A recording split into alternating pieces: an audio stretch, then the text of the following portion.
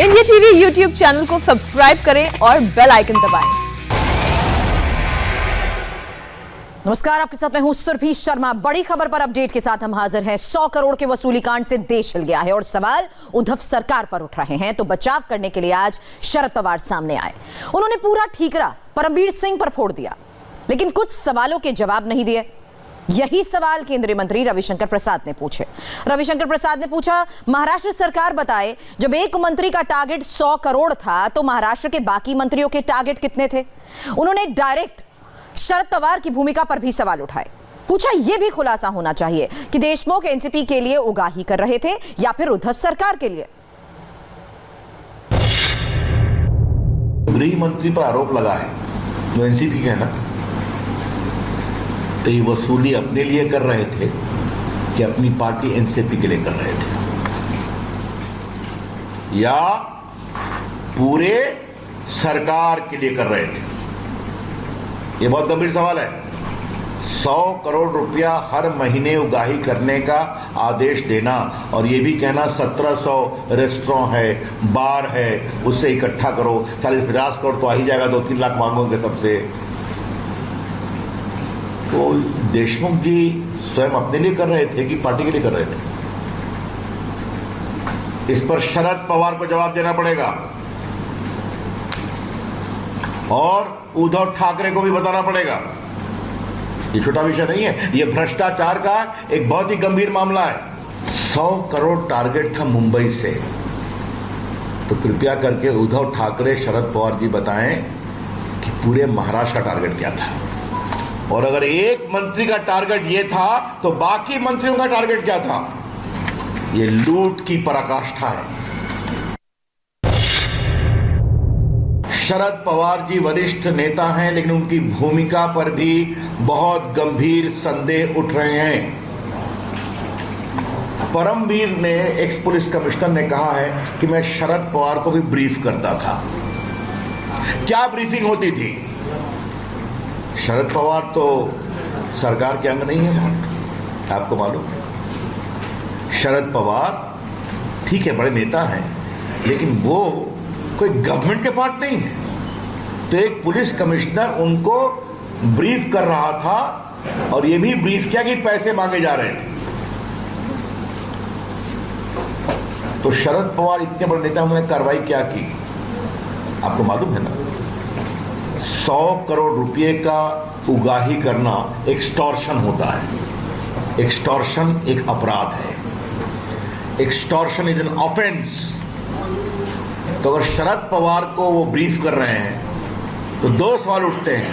पहला सवाल, किस कैपेसिटी में ब्रीफ कर रहे हैं शरद पवार को, जो कि सरकार के पार्ट नहीं है? और दूसरा, अगर इतने गंभीर आरोप के बारे में ब्रीफ कर रहे हैं तो शरद पवार जी ने अपने स्तर पर क्या कार्रवाई की? परमवीर पुलिस कमिश्नर रहे। मुंबई एक महत्वपूर्ण स्थान है। उन्होंने उद्धव ठाकरे को चिट्ठी लिखी और यह भी कहा कि हम उनको भी बता रहे थे। उद्धव ठाकरे की शांति क्या कहती है? वो मुख्यमंत्री है ना। उद्धव ठाकरे की खामोशी और सदन के अंदर विधानसभा और विधानसभा के बाहर उनका सचिन वाजे को डिफेंड करना, ये और गंभीर सवाल उठाता है। आपको मालूम है पत्रकार मित्रों कि सचिन वाजे की हैसियत क्या है? असिस्टेंट पुलिस इंस्पेक्टर, जिसको क्राइम सीआईडी का इंचार्ज दिया गया। ये भी अपने आप में आश्चर्य है। मतलब एक असिस्टेंट पुलिस इंस्पेक्टर की इतनी कुबत है कि उसको एक तरफ सीएम डिफेंड करता है सदन के अंदर, और होम मिनिस्टर कहता है कि तुम 100 करोड़ रुपया हमें उगाही कर दो। It's indeed a very very serious matter. यह विषय बहुत ही गंभीर है और जिनकी मैंने चर्चा की है, इसकी बहुत ही ईमानदार गंभीर जांच जरूरी है। उसमें कई की भूमिका की चर्चा होगी। शरद पवार की भूमिका आएगी, पुलिस कमिश्नर की भूमिका आ सकती है, होम मिनिस्टर की भूमिका आ सकती है, मुख्यमंत्री से कई सवालों का समाधान जरूरी होगा। ये कौन जांच करेगा? सचिन वाजे सस्पेंडेड था। ये बहुत उनके खिलाफ आरोप है एक्सटॉर्शन के, बाकी सबके अलग विषय। वर्षों तक वो सस्पेंडेड था। उसको कोरोना में अपॉइंट कराया गया वर्षों के बाद, और कहा गया कि क्योंकि कोरोना में पुलिस वाले बीमार पड़ रहे हैं इसलिए इनको लिया जा रहा है। उनकी नियुक्ति किसके दबाव में की गई? या शिवसेना का दबाव था, मुख्यमंत्री का दबाव था, या शरद पवार का भी दबाव था? बीजेपी का यह सवाल इसलिए भी जरूरी है कि सदन के अंदर और सदन के बाहर सचिन वाजे के रोल को डिफेंड किया गया, आपने सुना होगा। तो जिस व्यक्ति को वहां का होम मिनिस्टर कह रहा है कि तुम्हें 100 करोड़ की वसूली करानी है, जिसका रिकॉर्ड बहुत ही गड़बड़ है, जो वर्षों तक सस्पेंडेड में रहा, 2008 से शिवसेना का मेंबर है, उसको क्यों रिइंस्टेट किया गया? अनिल देशमुख पर शिवसेना एनसीपी में कैसे टकराव बढ़ गया है, दिखाएंगे इस ब्रेक के बाद।